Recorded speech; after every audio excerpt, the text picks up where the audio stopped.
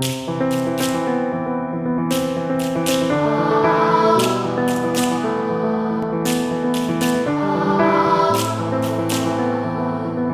TV, your Muslim lifestyle channel.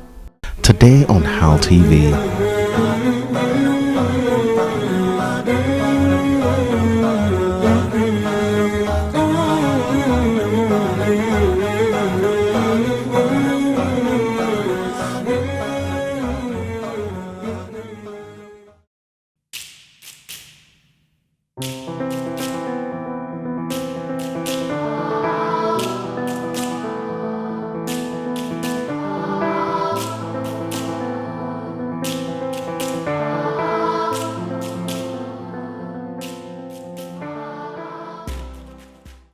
الله لكما وبارك عليكما وجمع بينكما في خير. بارك الله لكما وبارك عليكما وجمع بينكما في خير. What are the things that we need to do as Muslims to market this perfect message of Islam? My mentor used to tell us that, look, the 5 pillars of Islam is complete. There's nothing you can do about it. That you want, if you don't practice the 5 pillars of Islam, Allah will still punish you on it. So you better practice it. But there are 5 other things that if you do them very well, at the end of the day, they will complement the 5 pillars of Islam and fulfill what Allah says, Rabbana atina fi dunya hasanatan wa fil akhirati hasanatan wa qina adhaban nar. Allah says we should look for this world so that we can get the hereafter and save ourselves from the fire of hell. Quickly he said, look, the 5 things is, as a Muslim, and for you to be able to market the message of Islam, you must have that deep spirituality. And he said spirituality is something that is a step. You can get to the peak of your spirituality. The peak of your spirituality is that you can talk to anything and you can talk to any situation. Takbir. A lot of Muslims don't understand this. That's why when they run into a small problem, they go the other way. And they go to people who call themselves Alufa. But if you really understand spirituality in its essence, Sheikh Ibn Taymiyyah said that in understanding Islamic spirituality, he said, a pure thought will never contradict a divine revelation. And he explained this, said there was a companion of the Prophet who made it a point of duty that he would not miss the first rakah of every salat. That was his own policy to Allah. And one day he got engaged with his parents, and he was about to go for a particular salah and he couldn't meet up. So he started running to the mosque. You now remembered another hadith of the Prophet that you don't run into salat. So he slowed down again. And he has never missed. Let me repeat, he has never missed the first rakah. I didn't say he didn't miss the salat. He didn't miss the first rakah of the salat. So he started running. He slowed down again and started walking. By the time he was about getting to the mosque, they had gone to ruku. And you know, once they come from ruku, he has missed that first rakah. He said, oh Allah, I've never missed a first rakah before. Please don't let me miss this first rakah. Then he continued walking to the mosque. Got to and guess who was praying? Who was leading the salat? Rasulullah sallallahu alaihi wasallam. And he was in the ablution center performing his ablution. As he was performing his ablution, they were on ruku. Since when he walked into the mosque, they've been on ruku. The Prophet tried to come up. Allah sent down the angels to use their wings to hold down the head of the Prophet. The Prophet couldn't come up. He performed his ablution, went into the mosque. The Prophet tried again. He couldn't come up.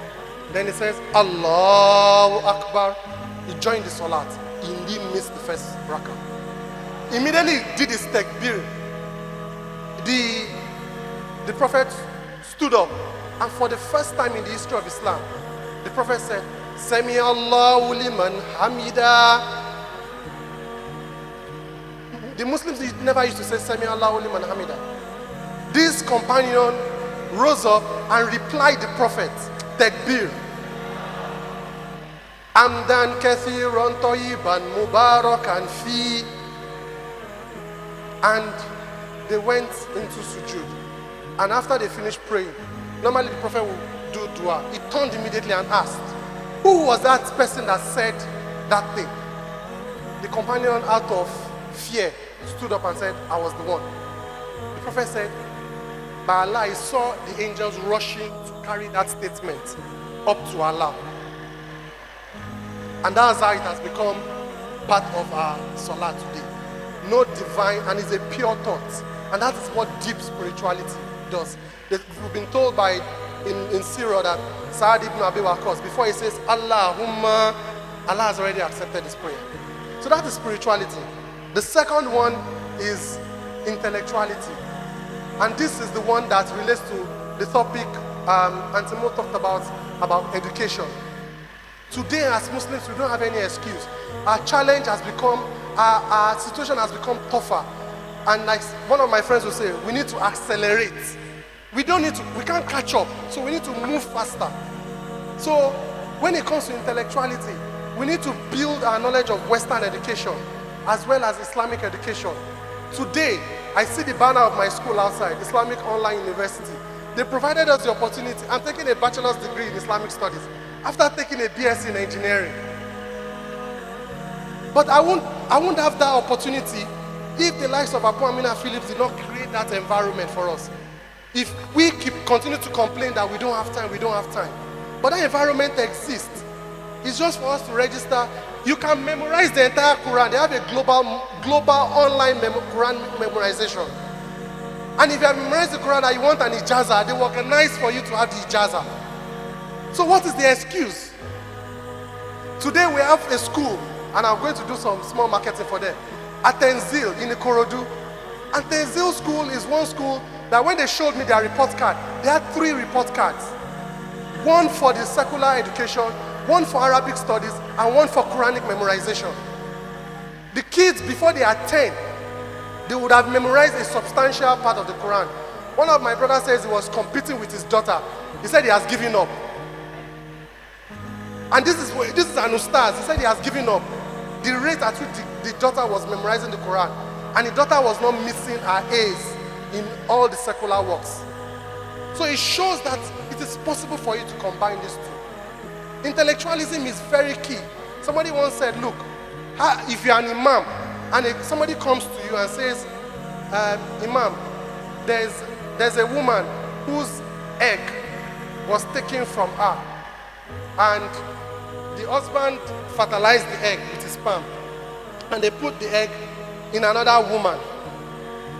The question is, the other woman gives birth to the child, and the child grows up. Who does the child inherit? Oh, so it means that you need to understand genetic engineering first of all as an imam, then understand Islamic law of inheritance before you can explain this phenomenon. So we have gone past the days of where you are one-sided. You have to balance both so that you have an edge in the world out there. The third one is sociopolitics. We need to be involved as active citizens in what is happening around us. Something as simple as joining the Residents Association of your street, the CDA, and have a say in what happens within your community. So that the day somebody is going to run for office, you can say, no. They will come to the mosque and ask the imam and do a presentation on why they are running for office. So that we are not part of the crowd. I'm trying to summarize as quickly as possible. The fourth one is economic development. Today, as Muslims, it saddens me, and you see it a lot during this Ramadan. You go to mosque, and I'm a firm believer that a lot of our salatu needs to merge. We need to do a lot of mergers and acquisitions for them. Because you walk on a street in Mushin on a Sunday morning, within 100 meters, you have 3 asalatu. All doing the same thing. Why? Because people are going to come and drop money. So it's all poverty.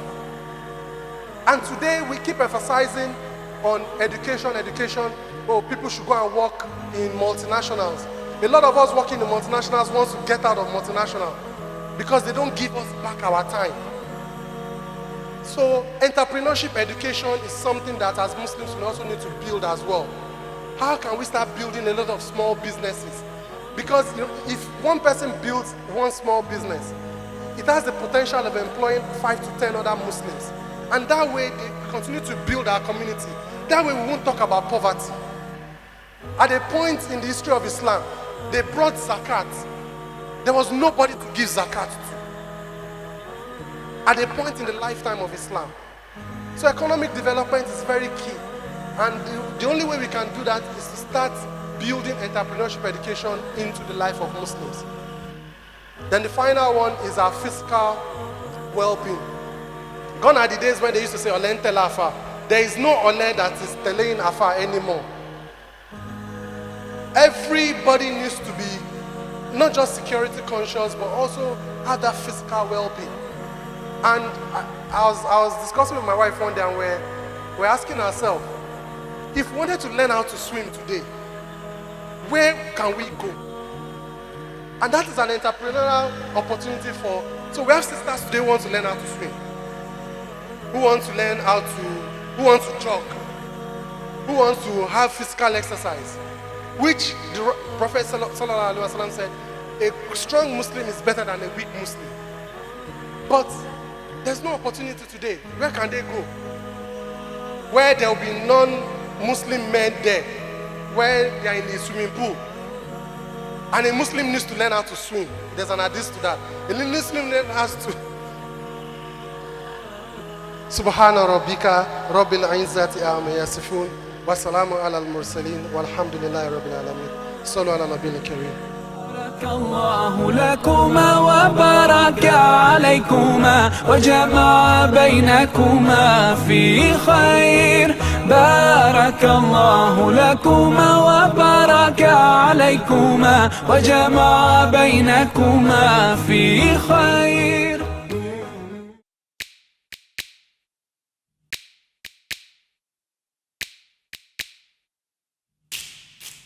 There you go, guys.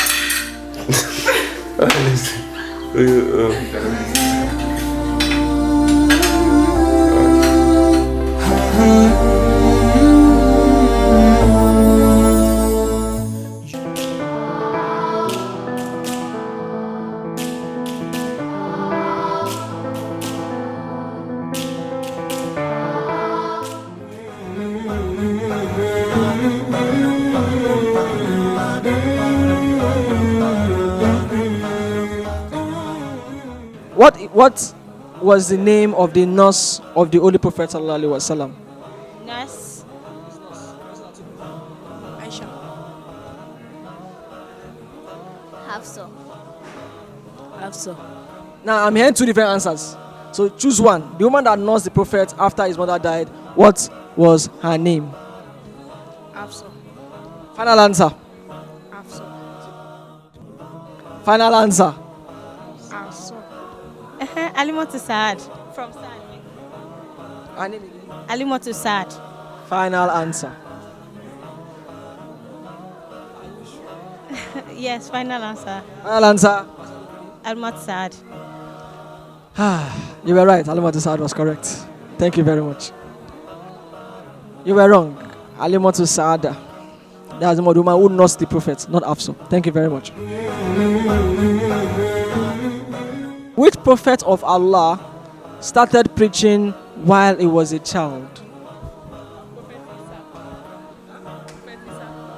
Are you sure? Prophet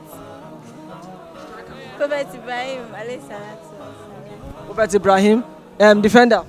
I think it's Prophet Yusuf. Prophet Yusuf. Okay, now you guys should not decide what is your final answer, not answers. Let's go for Ibrahim.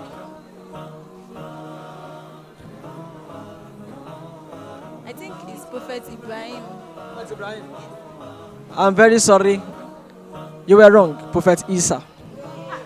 Prophet Isa, you were wrong. You're saying both of you were wrong. All of you were wrong. What is the name of the Prophet's mother? Amina. Is that a guess or a confirmation? Amina. It's actually Amina. Final answer. Amina. You're right. Amina was her name. Thank you very much. The wife of the Holy Prophet, which of them was never married before?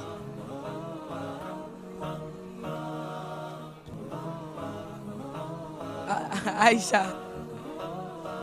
The verse of the Holy Prophet sallallahu alaihi wasallam, which of the wives of the Prophet was never married before? Aisha. Are you sure? Yes. You can change your mind though. Are you sure? You're right, Aisha.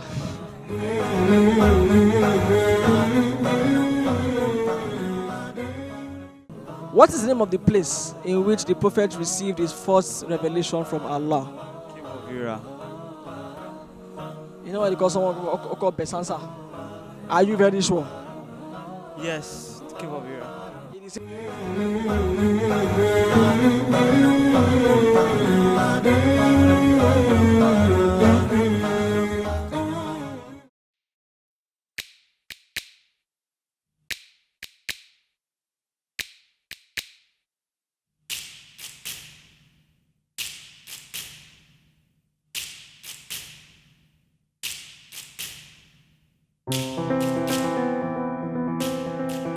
How much does government affect your life on a day-to-day basis? Okay, I know you pay taxes every year. I understand that. But other than that, on a daily basis, what influence does government have on your life? The major things that are in this country, for example, the way you think about fashion, the way you think about what's success and failure, your mentality, you know it doesn't come from the government. It all comes from the private sector. It comes from the entertainment industry and the academia and the major corporations that are selling products to us and driving the advertising and even the medical research and all the research universities funded by private organizations. In other words, the vast majority of things that influence you on a day-to-day basis don't come from government. Where do they come from? What I like to call the private sector. They come from the private sector. If Muslims understood that, you know what we would be worried about? If you really want to take over society, you know what you should be taking over? The private sector. Open field. The Muslims haven't even begun to touch how many Muslims in media. More powerful than government today is what? The media can change the course of elections. The media can get a president impeached. The media can do crazy things. The media can say things like horrible, terrible things like Obama's Muslim. Right? And get away with it. Media is powerful. Academia, universities shape the minds of the pillars of this society. How many Muslims in academia? How many Muslim sociologists, anthropologists, political scientists, historians? We're not present. We came to this country and we thought success is doctor, engineer. Okay, fine, you couldn't do doctor, engineer, programmer, right? IT, right? Or okay, if none of those worked out, gas station, right? This was success for us. If we make good money, if we can buy a nice house, if we can live in a nice neighborhood, we've got success. This is success for an individual, maybe. For a community, look at what, and I'm baffled by the Jewish community. I'm amazed by them. You know why? Because when they first came to this country, they were treated like we are treated now. And you know what they got themselves? You could say, oh, they're riba people, whatever. But you know what they really got themselves into? Not just financial institutions, entertainment, literature, academics. Virtually any major university in the country, a significant proportion of the faculty is Jewish. That's a norm. It's normal, you know. So they became the deep fabric of this country. So it's so much so that they're untouchable. Muslims didn't. We became skilled labor. That's all we are. Even if you're a doctor, even if you're an engineer, in the end, you're just a highly skilled worker. You're not someone who influences minds or causes ripples in society. You're not. You know, you're just a better consumer. So you buy a more expensive car. So I guess you're adding to the economy a little bit, but you're not a mover and shaker. You're not an influencer of minds. You understand? So Muslims, we have to understand, to penetrate this society, we need to enter the private sector. To enter the private sector, we need to be in major positions in universities all over this country. If you're not entering into this is the game. You got to enter the game. You know, the messenger challenges the poets. The poets of our time are the academics. You got to enter the game. You know, we're not even in it. We're bubbled by ourselves. So this is a very big thing that we need to enter. We need to have our Muslim youth that are creative go into media studies, go into film production. This is the language of this is the poetry of our time. You know, the thing that moved the masses in the time of the messenger was poetry. What moves us today is YouTube, right? We need people that are actually qualified in film production, sociologists, not just psychologists, but even like historians, Muslim historians. We need them. We don't have them. These are things that become the fabric of a society. And the other thing we need is huge, massive Walmart-sized businesses. Not just run by individuals, but they're these massive organizations that are funding entire projects. So for example, I'll give you a secular example, like the Bill and Melinda Gates Foundation from Microsoft, right? They give so many endowments to schools across the country and help out and things like that. Muslims need to have institutions like that don't just help Muslim institutions, they help America in general. They help America at large. Why should we do this? Because then we become a fabric of this society. They can't talk about us like they do now. And inshallah ta'ala, hopefully the purpose of a community is some people are good at some things, others are good at other things. We manage our resources and people get involved in projects that are trying to build one part of the solution, others another part of the solution. And it's all syncing and coming together cohesively. That's what we need, that's the point we need to get.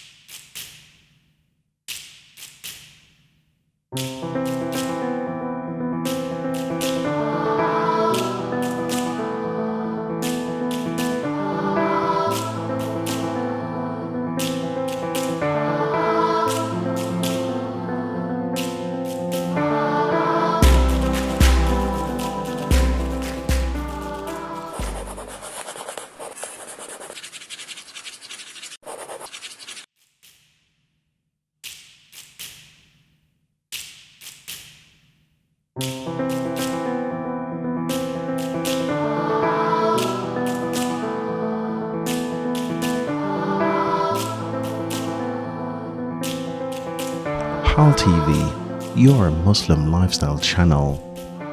So there you go, guys.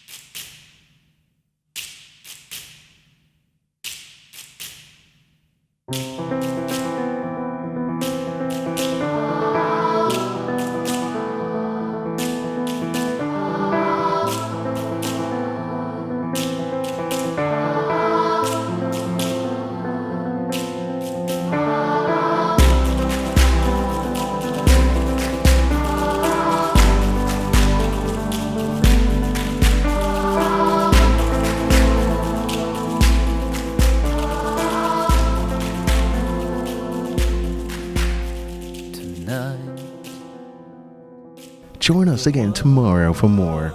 And knowledge addresses the term I don't like to use, but I have to use. It addresses spirituality, rationality, morality, and spirituality, all rolled into one. And I think most importantly, also as a speaker, I also learned quite a lot from the other speakers, and also provoked a lot of the salient questions and the challenges that we face as Muslims. And I think that's the most important thing, that it has provoked something in us, and we hope that we also take action. Inshallah.